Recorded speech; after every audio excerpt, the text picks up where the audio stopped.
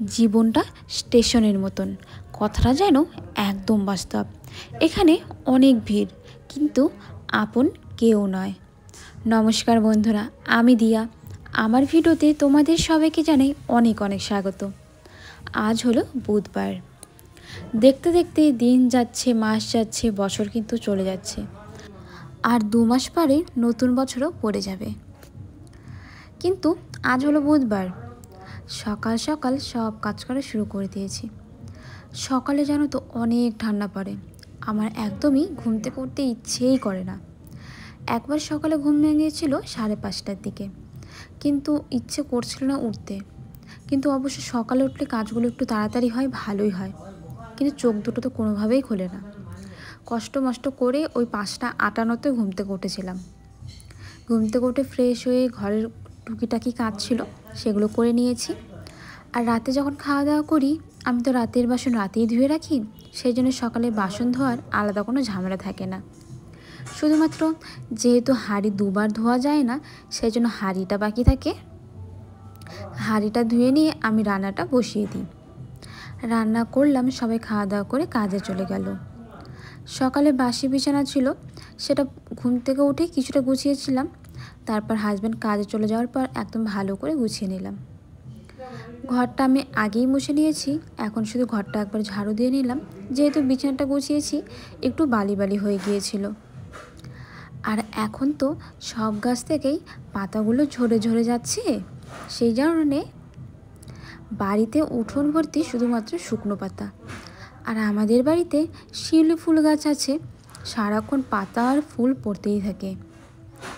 সকালে তো শাশুড়ি মা আধা ঘন্টা ধরে ফুল উঠায়, তারপরে উঠোন ঝাড়ু দেয়। আগে তো তাও 1 ঘন্টা ধরে ফুল উঠাতে হতো। অবশ্য গাছটার অবস্থা দিন দিন অনেক খারাপ হয়ে যাচ্ছে। মনে হয় এবার যখন ফুলটা শেষ হয়ে যাবে, গাছটাকে কেটে দিতে হবে।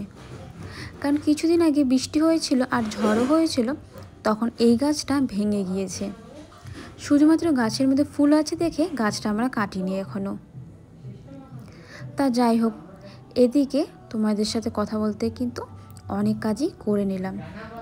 সকালে খাওয়া দাওয়া করেছিলাম। আর আমাদের জানো তো 3 দিনের বেশি হয়ে গেল, এখনও পর্যন্ত গ্যাসটাই দিচ্ছে না। উনুনে রান্না করার কারণে সব জিনিস একদম কালো কুচকুটা হয়ে যাচ্ছে, তার সাথে আমার হাতও। আমার কিছু রিলস বানানো ছিল, তার জন্য দেখো একটু শাড়ি পরে নিয়েছি।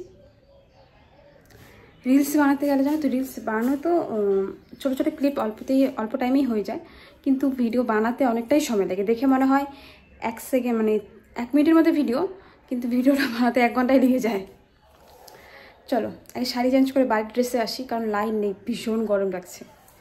রাত্রেবেলা করে এত ঠান্ডা লাগে আর দিনের বেলা করে গরম লাগে, না জানি কেমন সময় চলছে এখন। তো কিছু ভিডিও বানানোর পর আমি এখানে চলে এলাম দুপুরে গোপাল সেবা দিব, সেই জন্য বাসনগুলো ধুয়ে নিতে। আজকে বাসনগুলো জানো তো একদম চকচকা করে ধুয়েছি, অনেক টাইম লেগেছে। সব সময় তো ধোয়া হয় না, এমন না যে বাসন না ধুয়ে পুজো দিই, অবশ্যই বাসন ধুয়ে পরিষ্কার করে পুজো দিই, কিন্তু মাঝে মাঝে চেষ্টা করি একদম চকচকা করার।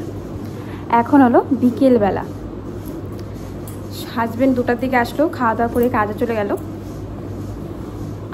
সকালে যেই খাওয়া দাওয়া করেছিলাম, যেমন ডাল সোয়াবিন তো বানিয়েছিলাম, দুপুরেও সেম। দুপুরে আলাদা করে কোনো কিছু রান্না করিনি, দেখতেই পারছো গ্যাস নেই, উনুনেই রান্না করছি। সেই জন্য এমনিও আমি 2বারই রান্না করি, একবার সকালে আর একবার রাতে। সকালে যেটা রান্না করি সেটা দিয়ে দুপুরেরই খাওয়া হয়ে যায়। এখন দুপুরে যে খাওয়া দাওয়া করেছিলাম সেই বাসনগুলো ধুলাম, ঘরে ঝাড়ু দিলাম, উঠানটা একবার ঝাড়ু দিলাম। আর গরম লাগছে, ফ্যানটা চালু করলাম এই জন্য। বাইরে একটু একটু রোদ আছে এখনও পর্যন্ত, কিন্তু আমাদের এখানে নেই। জামা কাপড় কিছু ধুয়ে দিয়েছিলাম কালকে, এগুলো আজকে ধোয়া জামা কাপড় না, আজকে কিছুই ধুইনি তেমন একটা।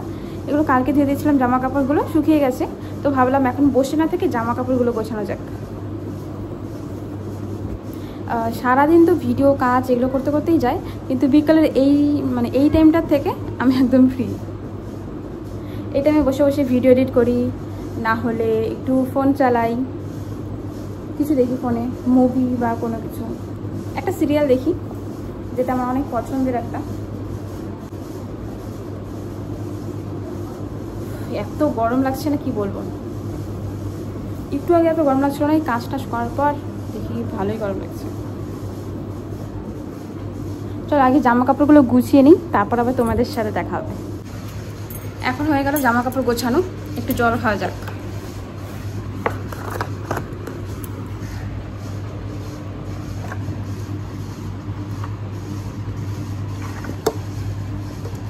এখন যেহেতু ঠান্ডা পড়ছে, যতটা জল খাওয়া যায় ততই কিন্তু ভালো।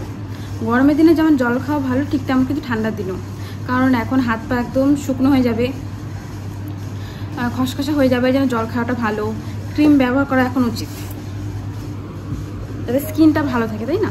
তাহলে কয়েকদিন পর দেখবো, আমার তো বিশেষ করে এত হাত গাল মুখ সব ফেটে যায়, আমার একদম ড্রাই স্কিন আসলে আমার, সেই জন্য আমি বারবার এদিকে দিয়ে তাকাচ্ছি কেন বলো তো? মানে আমার যে ঘরের এই পাশে জানলাটা আছে না, এই জানলা দিয়ে মানে পাশে যে গাছগুলো আছে, দেখতে এত সুন্দর লাগছে গাছগুলো, মানে হালকা রোদ পড়েছে গাছগুলোর মধ্যে, আর দেখতে খুব সুন্দর লাগছে। তোমাদের দেখাই, এই যে দেখো, একটু জুম করি। হ্যাঁ, গাছের মধ্যে ফুল আছে, মানে ফুল ফুটে আছে হলুদ লাল, আর এখানে হালকা রোদ পড়েছে, এত মিষ্টি লাগছে যে আমি বারবার এদিকেই তাকাচ্ছিলাম। এই টাইমটা আমার এই একটা জিনিসই খুবই ভালো লাগে, এখানে শুয়ে শুয়ে ফোন দেখি আর বাইরের দিকে তাকাই, হালকা রোদ, তার মধ্যে এরকম সুন্দর গাছ।